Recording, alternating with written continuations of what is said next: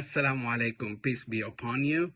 As an interfaith and peace teacher and preacher, I want to send out my salutations and gratitude to the Brahma Kumaris organization for the difference they are making in this world. Traditional religious practice recognizes two primary avenues to connect with our Creator. When we read the scriptures, we understand this as God talking to us through those revealed scriptures. Consider that as a top-down relationship. When we pray, we understand that channel to be us talking to the divine through our prayers, asking for help, guidance, forgiveness, and blessings. Think of that as a bottom-up relationship. There is a third avenue of worship that is not recognized sufficiently. That is doing the work of God in this world as a reflection of our devotion.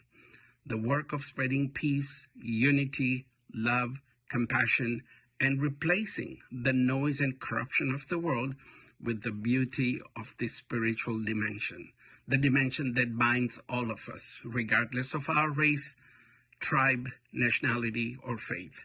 And that is the work the Brahma Kumaris do in this world, for providing an enlightened path in the chaos of darkness and enabling the spirit and avenue of upliftment. Your message of peace and harmony is exactly the antidote the world needs. I have been fortunate to represent my faith tradition and the Aga Khan Foundation at the Peace in the Park event you hosted, and found nothing but love, peace, and spiritual wealth being distributed freely. You are a great asset to humanity. May you be blessed and continue to spread peace, love, and spirituality, inshallah, God willing. Assalamu alaikum.